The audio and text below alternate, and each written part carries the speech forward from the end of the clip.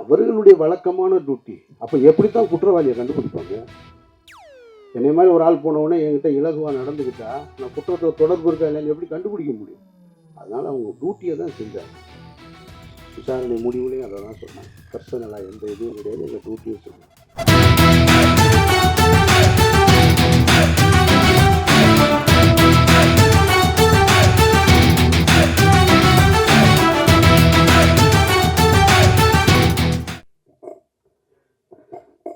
அரங்கத்தில் இருக்கும் அனைவருக்கும் இறைவன் புறத்திலிருந்து சாந்தியும் சமாதானமும் உண்டாகட்டும். என்னுடைய திரைத்துறை அனுபவம் தொடங்கிய காலகட்டத்திலிருந்து, அரசியல் பேசிய காலகட்டத்திலிருந்து நான் சந்தித்திராத ஒரு புதிய மேடை இது. எனக்கு ஒரு புது அனுபவம் இந்த மேடை. படம் பற்றி பேசுகிறதா, நடந்துட்டு இருக்கிற பிரச்சனை பற்றி பேசுகிறதா, இந்த இக்கட்டான சூழலில் என் மீது பேரன்பு கொண்டு இந்த விழாவுக்கு வந்திருக்க என்னுடைய நட்புகளை பற்றி பேசுவதா அப்படின்னு எனக்கே ஒரு பெரிய குழப்பம்தான் இருக்குது. இப்போ வரைக்கும் இந்த செகண்ட் வரைக்கும் பிளாங்காக தான் இருக்கேன். என்ன பேச போகிறோம். ஒன்று மட்டும் தெளிவாக தெரியுது. நான் யார் அப்படின்னு இப்போ நான் என்னென்னே யோசிச்சுக்கிட்டே இருந்தா,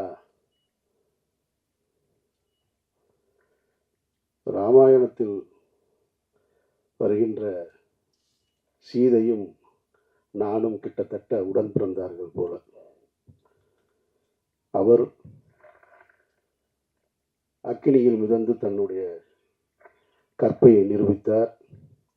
அவராவது ஒரு முறை நிரூபித்தார். நான் வார வாரம் நிரூபித்துக் கொண்டே இருக்கிறேன்.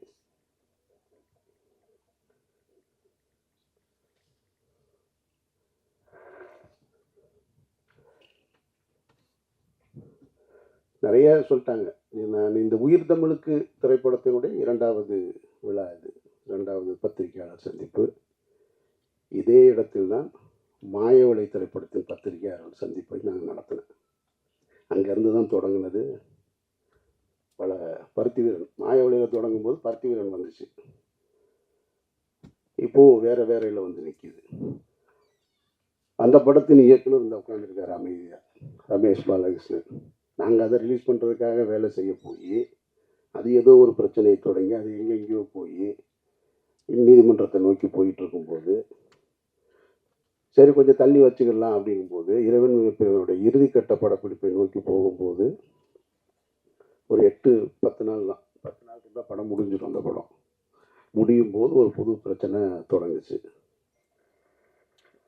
அப்போ ஃபஸ்ட்டு எனக்கு தோணுனது, இது என்ன நடக்குதுங்க, என்னை சுற்றி என்ன நடக்குது, எனக்கு எதுவுமே புரியலை அப்படின்னு பழனி பண்ண தான் சொன்னேன். நான் ஒரு அறிக்கை மாதிரி கொடுக்கலான் இருக்கேன். நான் என்ன நடக்குது, இது ஏன் நடக்குது, யாருக்கு நடந்தது, எதுக்கு நடந்தது, எதை நோக்கி போகுது, ஒன்றும் புரியலைங்க அப்படின்னு.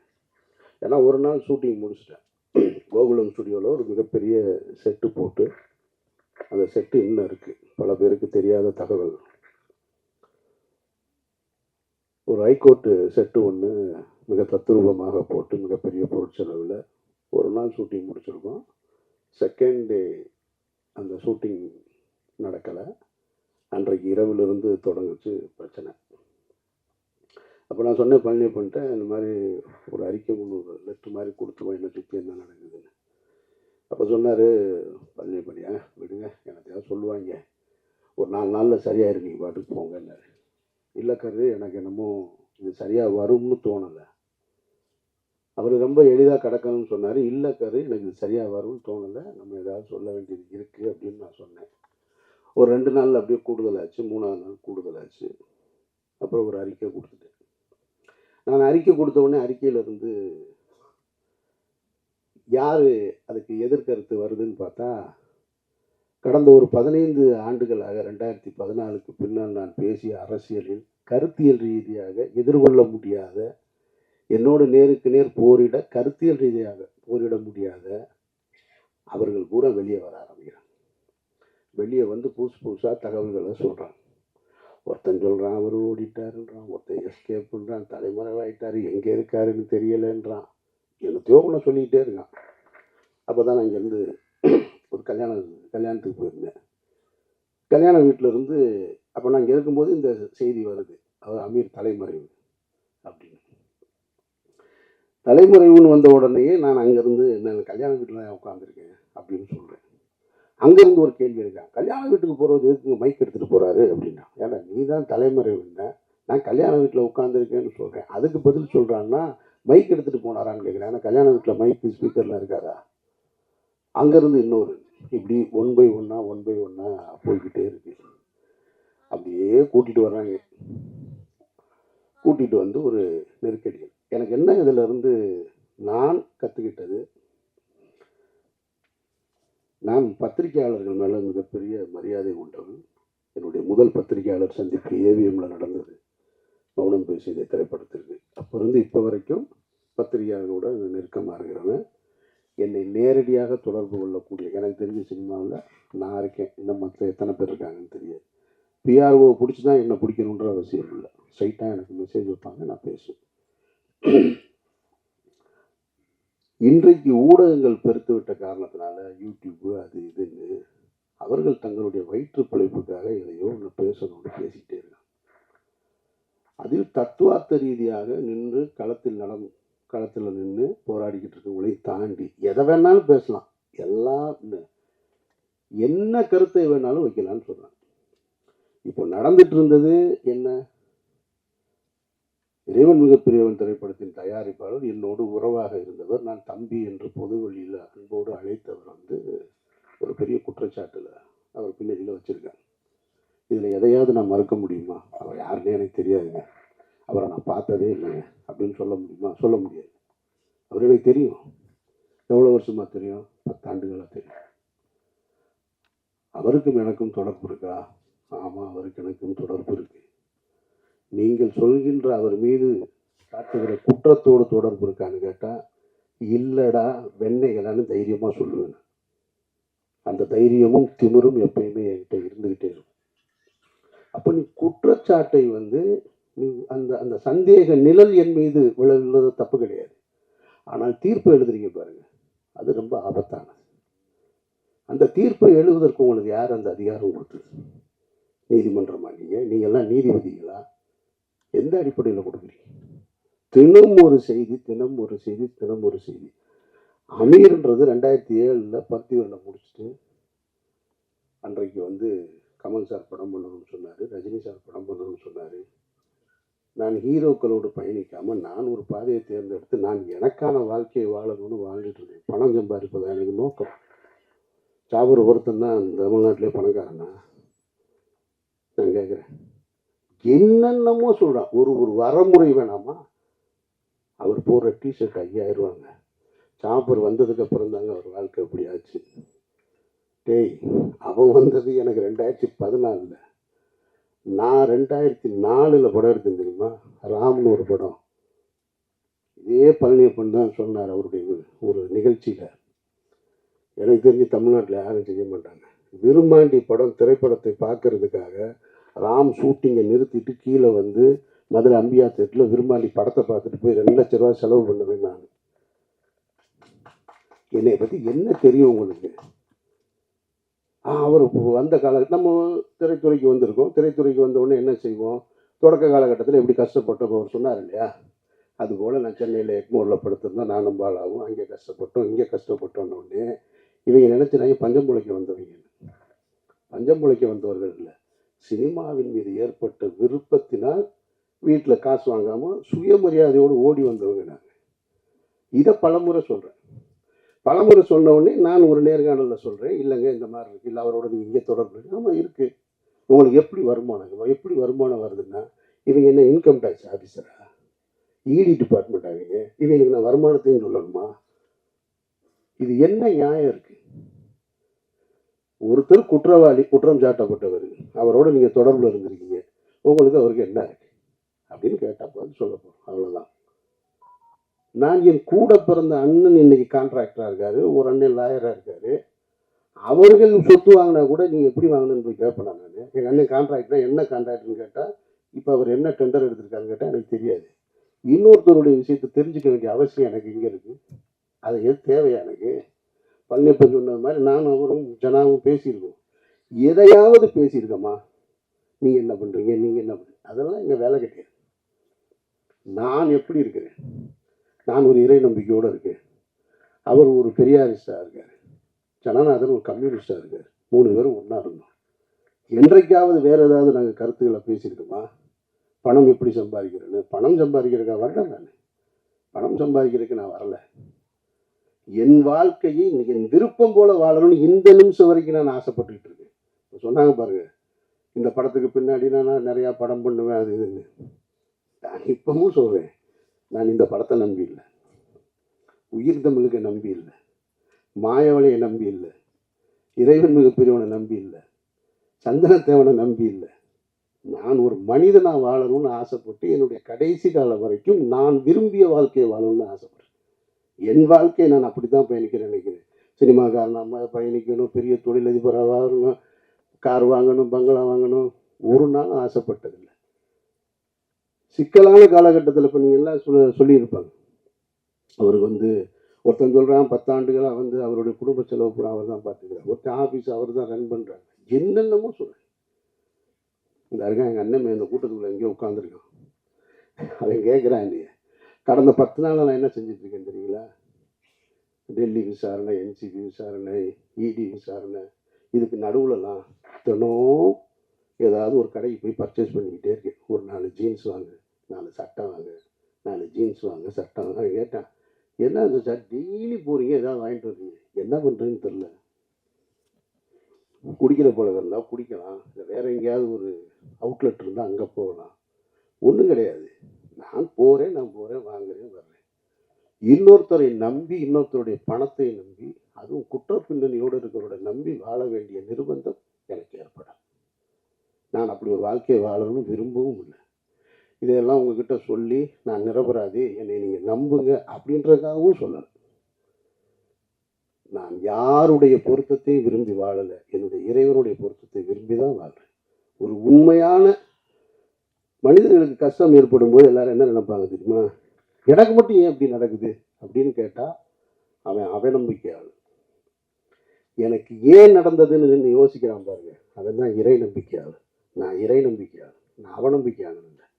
எனக்கு இது ஏன் நடந்துச்சுன்னு தான் நின்று யோசிக்கிறேன். நான் எந்த இடத்துல தவறுன்னு, எந்த இடத்துல நான் இந்த குற்றப்பின்னணியோட சந்தேக நிழல் என் மேலே விழுகுது, அப்படி தான் நான் பார்த்துட்டு.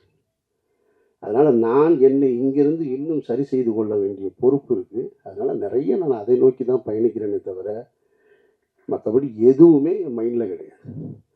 அப்புறம் இந்த யூடியூப்பில் நான் பார்த்த விஷயங்களை பார்க்கும்போது எனக்கு என்னென்னா, கொஞ்ச நாளைக்கு இதை பார்க்காம இருக்கிறது நிம்மதியாக இருக்குன்ட்டு. ஒருத்தம் கூட உண்மை பேசலைங்க, அதுதான் பெரிய கொடுமை.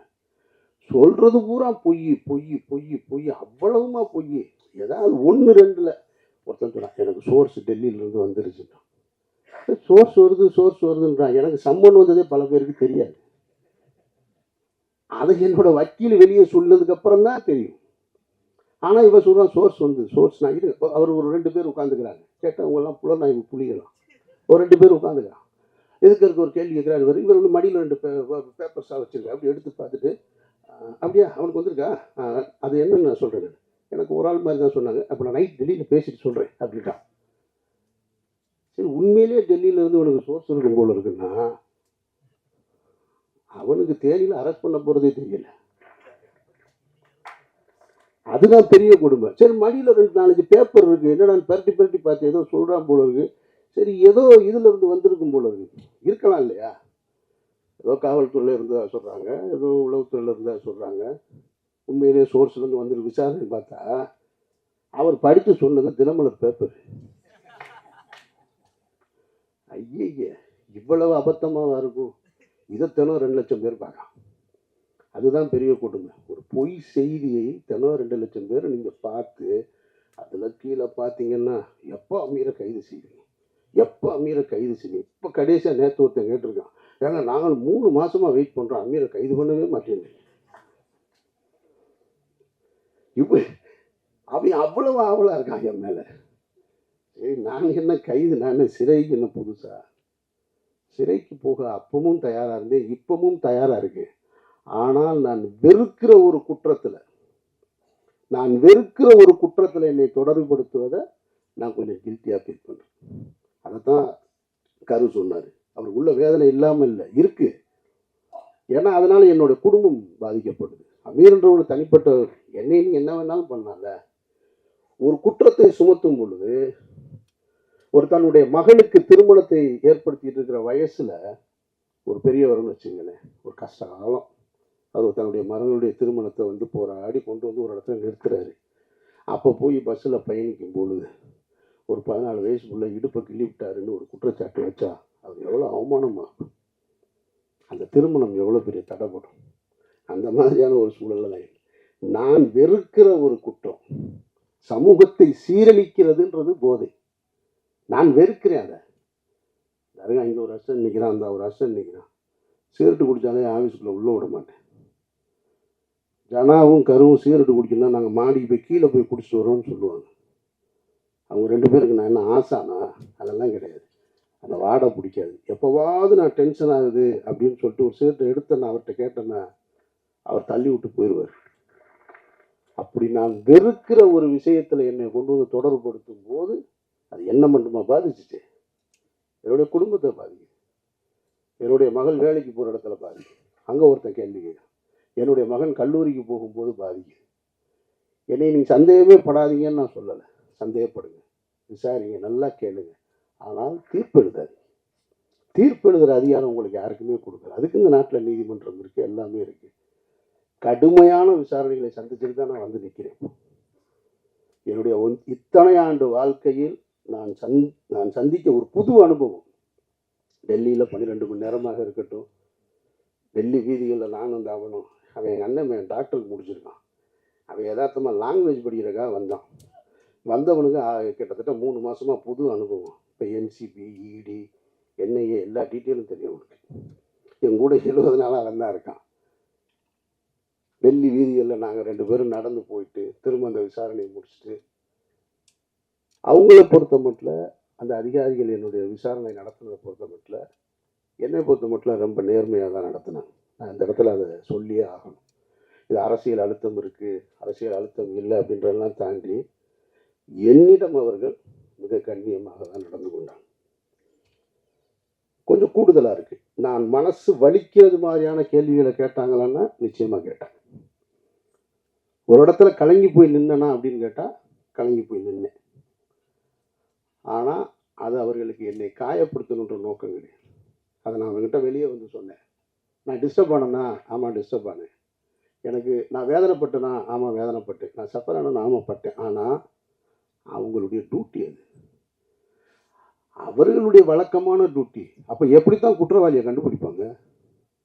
என்னை மாதிரி ஒரு ஆள் போனவுடனே என்கிட்ட இலகுவாக நடந்துக்கிட்டா நான் குற்றத்தை தொடர்பு இருக்கா இல்லைன்னு எப்படி கண்டுபிடிக்க முடியும்? அதனால் அவங்க டியூட்டியை தான் செஞ்சாங்க. விசாரணை முடிவுலையும் அதை தான் சொன்னாங்க. பர்சனலாக எந்த இதுவும் கிடையாது, எங்கள் டியூட்டியை செஞ்சோம். அந்த வகையில் என்சிபி ஆஃபீஸர்ஸ் எங்கிட்ட கண்ணியமாக நடந்துக்கிட்டாங்க. இடி ரைடு 2 அந்த ரைடு கதையை கேட்டிங்கன்னா, வீட்டில் ரம்ஜானுக்கு எல்லாரும் ஊருக்கு போயாச்சு. நான் இதை நீங்கள் தெரிஞ்சுக்க, ஊடகங்கள் பத்திரிகையாளர்களுக்கு இருக்க வேண்டிய இதையும் மற்ற எல்லாரும் தெரிஞ்சுக்கணும். இதை சொல்கிறேன். எவர்களுக்குமே உண்மையான ரீசன் தெரியாதுங்க. அதுதான் உண்மை. நான் சொல்கிறேன். நான் இந்த வழக்கில் தொடர்புடையவனாக இருக்கிறதுனால சொல்கிறேன். அதிகாரிகளை தவிர வேறு யாருக்குமே தெரியாது. வேறு எவன் சொன்னாலும் நம்பாதீங்க. இதுதான் நிஜம். நான் சொல்கிறது உண்மை. இதை கன்ஃபெஷனாக வச்சுக்கோங்க. ஏன்னா எனக்கு முதல் சம்மன் வந்தது பாருங்க, அதுவே யாருக்கும் தெரியாது. அது ஒரு வக்கீல் வெளியே போய் சொன்னதுனால தான் தெரியும். உடனே அவங்க என்ன பண்ணுறாங்கன்னா, அமீர் வந்து ரமலான் முடித்து விட்டு வருவதாக என்சிபி அதிகாரிகளிடம் வந்து சொன்னார், இந்த நேரத்தில் என்ன விசாரிக்க வேணான்னு கேட்டாருன்னு இதெல்லாம் தலைப்பு செய்தியாக ஓடுதுங்க. அப்போ இந்த மக்களுக்கு எது செய்தி? அப்போ உண்மையே செய்தியாக வராதா? நான் கேட்காத ஒன்று. 2ஆம் தேதி எனக்கு ஃபஸ்ட்டு சம்மன். அப்படி ஒன்று நான் கேட்கவே இல்லை. நான் 2ஆம் தேதி போயிட்டேன், டெல்லி போயிட்டேன். காலையில் முதல் நாளாக நாங்கள் போய் உட்காந்தோம். ஒரு 12 மணி நேரம் விசாரணை முடிச்சு வந்தாச்சு. அப்போவே எனக்கு அடுத்து சம்மனுக்கான ஒரு திட்டம் இருந்தது. அதுவும் யாருக்கும் தெரியாது. ஆனால் இவங்களுக்கு தெரியவே தெரியாது. நான் அந்த காலகட்டத்தில் தான் அவங்க கேட்ட டீட்டெயில்ஸு, டாக்குமெண்ட்ஸு இதை பூரா எடுத்து எல்லாத்தையும் கொண்டு வந்து ரெடி பண்ணி வச்சிட்ருக்கேன். வச்சுட்டு ஒரு 3:30 மணி இருக்கும், 3:30 4 மணி. 4 மணிக்கு போய் வீட்டில் நான் அவனும் தான் படுக்கிறோம். வீட்டில் யாருமே இல்லை, ஃபேமிலியெல்லாம் ஊருக்கு போயிட்டாங்க ரம்ஜான் கொண்டாடுறதுக்கு. படுத்தா 5:30 மணிக்கு நோன்புக்கான காலை உணவை சாப்பிட்டுட்டு படுத்துருக்கான். 7:30 மணிக்கு ஒரு ஃபோன் அடிக்குது. அவன் ஃபோன் பக்கத்தில் என் கூட தான் பெட்டில் படுத்துருக்கான். அடிக்குது. அப்புறம் கட் பண்ணிட்டான். திருப்பி ஒரு 1.5 மணி நேரம் கழித்து ஃபோன் அடிக்குது. பார்த்தா இவன் பக்கத்தில் இருந்தவனை காணாம். சரி, நான் தூங்குறேன். திடீர்னு எழுப்புறான். நான் கொஞ்சம் லைட் இருந்தால் தூங்க மாட்டேன், அதனால் நல்லா டார்க்காக ஸ்க்ரீனை போட்டு படுத்துருப்பேன். தட்டி எழுப்புறான், சச்சான்னு. முழிச்சு பார்த்தா ஒருத்தர் துப்பாக்கியினோடு நிற்கிறாரு, முகத்துக்கு நேர. ஒன்றுமே புரியலை. கொஞ்சோண்டு லைட்டு அந்த ஜன்னல்லேருந்து லீக் ஆகுது. அதில் பார்த்தா ஒருத்தர் துப்பாக்கியோடு நிற்கிறார், 2 பேர். என்னடா அப்படின்னு தெரில, கண்ணே முழிக்க முடியலை. சரி, அதோட சரி எந்திரிச்சு முழிச்சு பார்த்தா அப்புறமா இடி ஆஃபீஸர்ஸ் வந்திருக்காங்க. இது என்னுடைய வீட்டில். இதே ஒரு 2 மணி நேரத்துக்கு முன்னாடி என்னுடைய அலுவலகத்துக்கு வந்துட்டாங்க. அங்கே என்னோடய அசிஸ்டன்ஸு, என்னோடய ஆடிட்ரு எல்லாரையும் அவங்கள லாக் பண்ணிட்டாங்க. அப்புறம் இடி ஆஃபீஸர் வந்தாங்க. அவங்க வந்து தன்னை அறிமுகப்படுத்திக்கிட்டாங்க என்கிட்ட. நான் தான் இடி டைரக்டருன்னு. ஒரு லேடி ரொம்ப கண்ணியமாக நடந்துக்கிட்டாங்க, ரொம்ப மரியாதையாக நடந்துக்கிட்டாங்க. நான் முகத்தை கழுவிட்டு வர்றேங்கன்னு முகத்தை கழுவிட்டு வந்து உட்காந்து அவரோட பேசிக்கிட்டு அன்றைக்கு 12 மணி வரைக்கும் அன்றைக்கும் போச்சு. அன்றைக்கும் விசாரணை முடிச்சுட்டு நான் இங்கேருந்து மதுரை போயிட்டேன். மதுரை போய் ரமலான் ப்ரேயரை முடிச்சுட்டு அங்கேருந்து அதுக்கப்புறமா திரும்ப ஓட்டு போட போனேன். அப்போ தான் பத்திரிகையாளரை முறையாக சந்திக்கக்கூடிய சூழல் ஏற்பட்டது. அதுக்கு பின்னால் இப்போ வரைக்கும் நான் சொல்கிறேன். இதை ஏன் சொல்கிறேன்னா, இதன் பிறகும் எனக்கு ஒரு சம்மன் வந்திருக்கு. இந்த புலனாய்வு புலிகள்லாம் எங்கே போனாங்கன்னு தெரியல. நீ உண்மையிலே சோர்ஸ் உனக்கு சொல்லுதுன்னா, உனக்கு உண்மையிலே செய்தி வந்திருக்குன்னா, எனக்கு சம்மன் வந்தது ஏன் யாருக்குமே தெரியலை. நான் பர்பஸாக சொல்லவே இல்லை. என்ன தான் நடக்குதுன்னு பார்ப்போம். எவன் தான் கண்டுபிடிச்சி சொல்கிறான்னு பார்ப்போம். ஒருத்தர் சொல்லணும்ல, ஆமாம் அன்றைக்கி வந்திருக்குன்னு. அந்த சம்மனுக்கும் போய் 10.5 மணி நேரம் நான் விசாரணை முடிச்சுட்டு தான் இங்கே வந்திருக்கேன். அப்படின்னா இதில் எதுவுமே உண்மை இல்லை. அவர்கள் கடமையை செய்கிறாங்க. நான் முதல் நாள்லேருந்து ஒத்துழைக்கிறேன். டே 1லேருந்து இவ்வளோ பெரிய சிக்கலான சூழல் என்னை ஏற்படும் போது நண்பர்களுடைய ஆறுதல் இருக்குது, நண்பர்களுடைய ஆலோசனை இருக்குது. குடும்பத்தில் இருக்கவங்க சொல்லுவாங்க, எங்கேயாவது வெளியூர் போயிரு, அங்கே போயிருந்து. டே 1லேருந்து என்னோடய ஆஃபீஸில் தான் இருக்கேன்.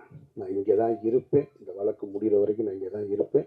இந்த வழக்கை முடிச்சுட்டு தான் நான் வெளியில் வருவேன். நான் என்கிட்ட என்ன இருக்குது எடுத்துகிட்டு போகிறதுக்கு? என்கிட்ட ஒன்றும் இல்லை. நான் நேர்மையும் உண்மையுமா இருக்கேன். என்ன உங்களால் எதிர்கொள்ள முடியலை. என்னுடைய கேள்விக்கு உங்ககிட்ட பதில் இல்லை. நான் எடுத்து முன் வைக்கிறதுக்கு. அதனால் நீங்கள் என்னை குற்றவாளியாக்க ட்ரை பண்ணிக்கிட்டே இருக்கீங்க. நீங்கள் குற்றவாளி ஆக்கிட்டால் உடனே நான் குற்றவாளி ஆயிடுவேன்னா? பட் நான் தாங்கிக்கிறேன். வீட்டில் தாங்கலை, மகளுக்கும் மகனுக்கும் ஒரு அழுத்தம் ஏற்பட்டது.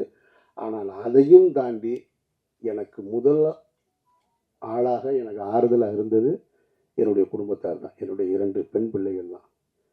தைரியமாக இருங்க, நீங்கள் உங்களுக்கு என்ன பிரச்சனை அப்படின்னு சொல்லி எப்போதும் போல என்னுடைய வீட்டை ஒரு சின்ன ஒரு சலசலப்பு கூட இல்லாமல், ஒரு சங்கடம் கூட இல்லாமல், ஒரு சஞ்சலம் கூட இல்லாமல் வச்சிருந்தது என்னுடைய குடும்பத்தார். அதற்கப்புறம் என்னுடைய நண்பர்கள் தான். எதுவுமே என் மைண்டில் கிடையாது. எனக்கு ஒரு சின்ன ஒரு சம்பவம் தான் நினைவுக்கு வந்தது. இந்த காலகட்டம் ரொம்ப கடுமையான காலகட்டம். என்னை சுற்றி இருந்த உறவுகள், நண்பர்கள் எல்லாருமே ரொம்ப தூரமாக போயிட்டாங்க. ஒரு கிட்டத்தட்ட என்னோட வாட்ஸ்அப்பில் என்னுடைய அலைபேசியில் ஒரு 2000 எண்கள் இருக்கும். அதில் 1950 எண்கள்லேருந்து அழைப்பு வர்றதில்லை, அப்படியே நின்றுச்சு. அதெல்லாம் ஓகே. அப்போ எனக்கு என்ன தோணுச்சுன்னா, இந்த பறவைகள் நிறைய இருக்கக்கூடிய ஒரு மரத்துக்கு பக்கத்தில் ஒரு வெடி சத்தம் கேட்டவுடனே பறவை பூரா ஓடி போயிடும். அந்த மரத்தில் எதுவுமே இருக்காது, எல்லாம் அப்படின்ற செகண்டில் காணாம போயிடும். அப்புறம் போனதுக்கப்புறம் சில பறவைகள் மட்டும் வரும்.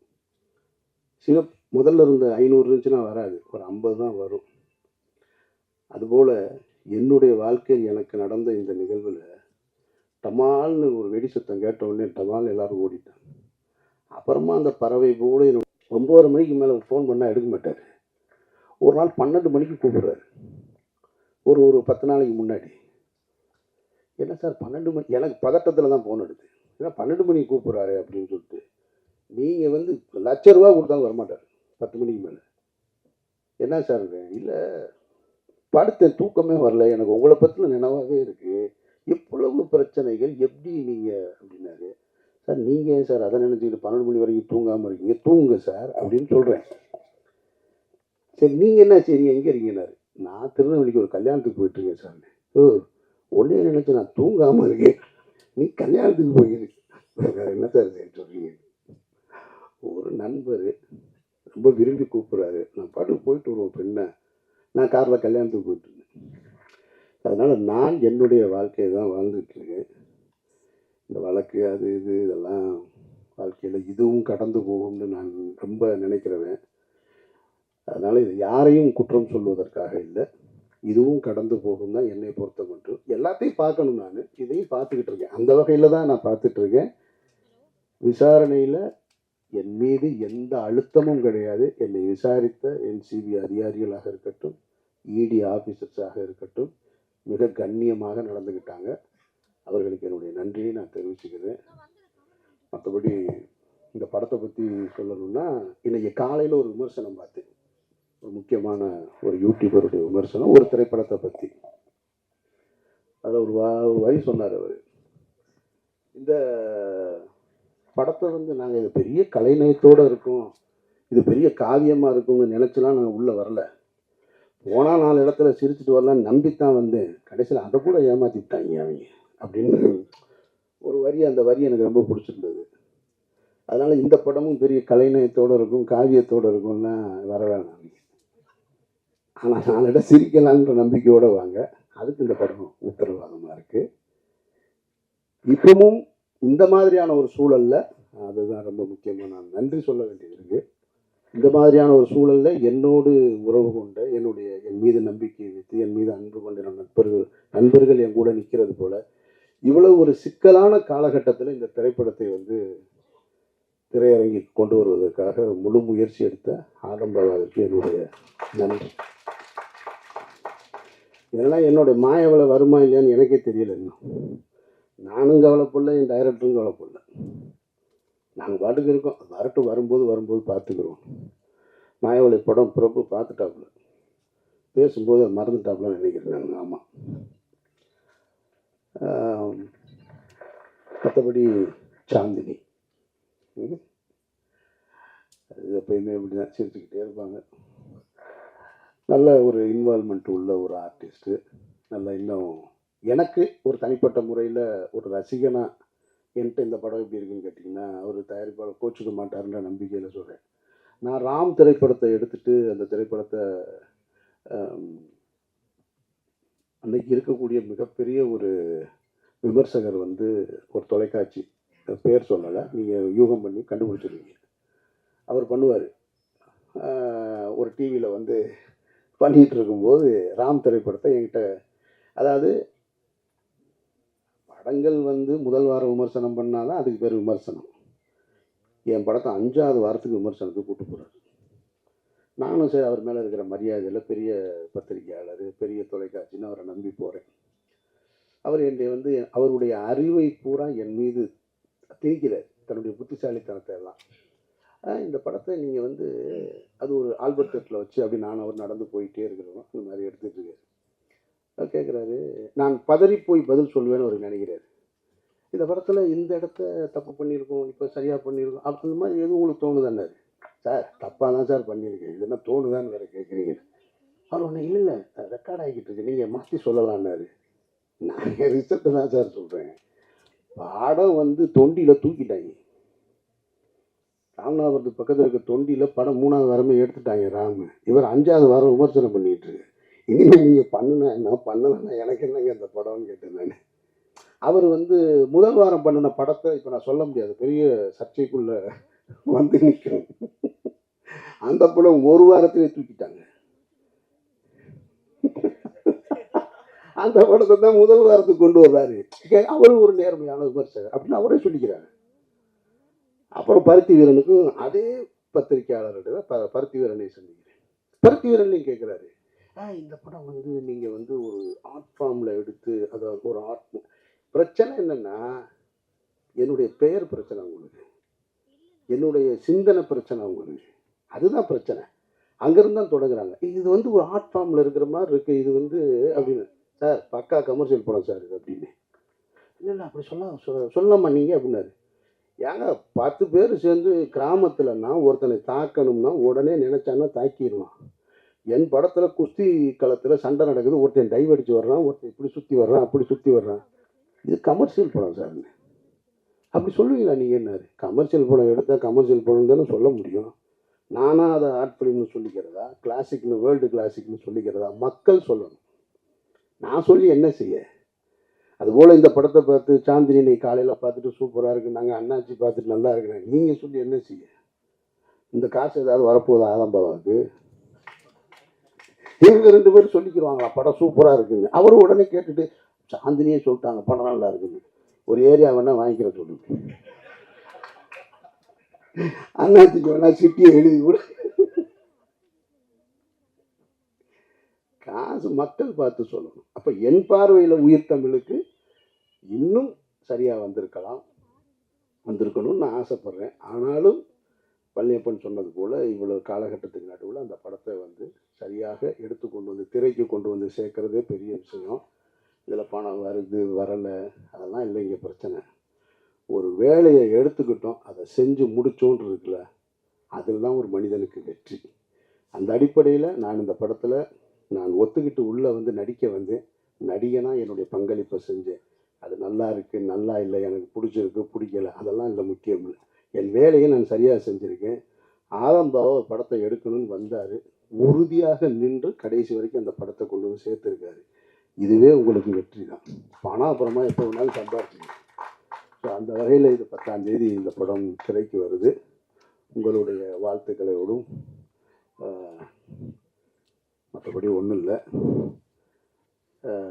இதில் எதுவும் என்கிட்ட எதுவும் கேட்க வேண்டியது இருக்கா?